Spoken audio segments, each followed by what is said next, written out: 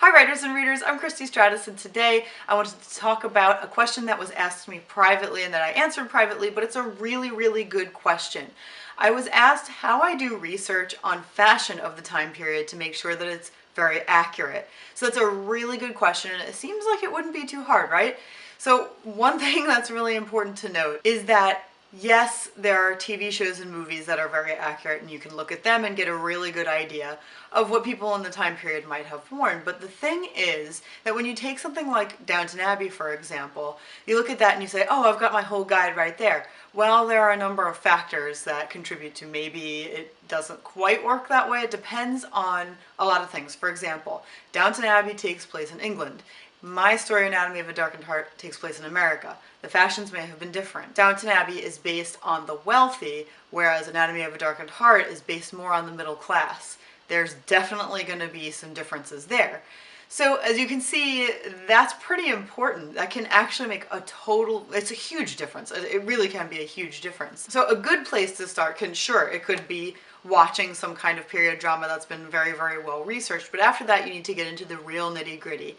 And like I said, you have to watch the details. So the best thing that I can recommend is really looking into actual fashion plates from the time period. And that includes magazines and catalogs, things along those lines. So a lot of people are probably going to automatically also think of these types of books. This is, for example, the collection of the Kyoto Costume Institute Fashion. This is the history of fashion from the 18th to the 20th century. And it has some really gorgeous things. It's got all the details of material. It's beautiful, and it shows like some of the tailoring. It's got a lot of good stuff like that that's very useful. And here, I just want to show you a couple of different pages so you get an idea. So this is a really good, again, this is more of a starting point. And as you may have noticed, there are small bits of writing, little paragraphs that will describe, sometimes in detail, the different materials used or how they were made or a pattern that was really popular. Sometimes they'll even mention the class level and things like that. But again, you have to notice that some of these things are going to be really made for the wealthy, or you'll notice that they were worn by a certain person who was wealthy. You might also notice that some of these things are French, for example, and so it might not really apply to American. Yeah, maybe France led the fashion world, but did that make it over to America in that time period? So those are some things to think about. Again, great place to start, but where you really want to head to is definitely these kinds of magazines and catalogs. Now, I happen to have something here that I think is really useful to show you what I mean. The Delineator was a magazine that a lot of women used to take back in the day.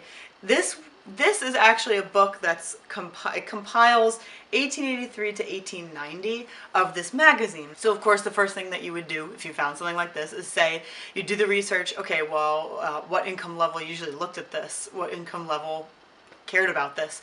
And if the answer is the wealthier income level and you're looking for middle class, then look for a different catalog. The reason that this kind of thing is really good is, I'm going to show you, this is from the time period, of course.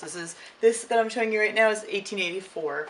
We're seeing actual dresses that these women wore. These are real fashion plates from the time period. And the thing is also that it'll tell you, ladies' costume, this illustrates pattern number 9214. So this is something, it's a pattern. Like a lot of times you could actually buy piece parts or the pattern to make your own dress. So that should also tell you who's buying it. Someone who's super wealthy may not be buying this kind of thing.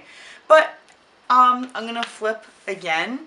Not only does that show you a real accurate fashion, it shows you the hat, the hair, it shows you the fit, the type of pattern, all of that.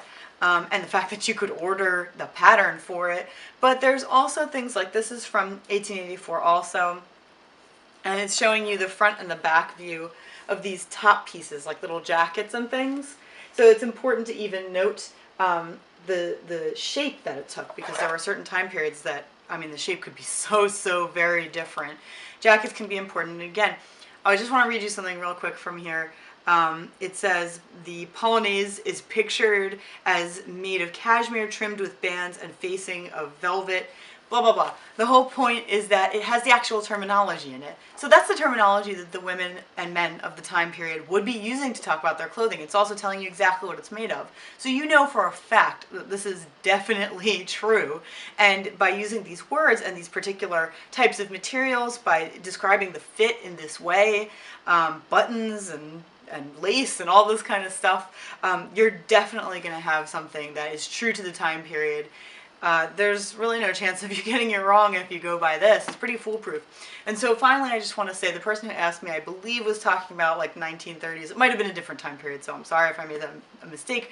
But if you are talking about a time period like 1930s, 40s, 50s, if you're talking about a time period where there are movies from that time period, again, be very, very careful, because there were a lot of movies that were in and around the Depression period and even after the Depression period that pictured really, really expensive, wealthy dresses and things like that, because that's what people wanted to see. They wanted to see wealthy stuff. They wanted to see grandeur. It was something that made them like escape the lower income of the time period and the Depression itself.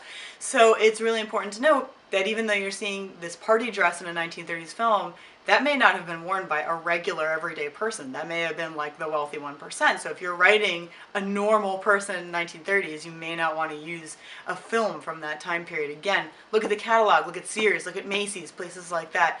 Those can be found. I'm going to actually leave some links down below. The links that I'm going to leave are going to be mostly for Victorian, but it'll give you an idea of how to go about looking this stuff up. There are library resources also. Sometimes you can look up a library that actually has, they've scanned into their archives fashion plates from books that you can't necessarily take out. So that's really interesting too. I really hope that this video helped you. I really love doing research. I have another more in-depth video about the research that I do, kind of broad and in-depth.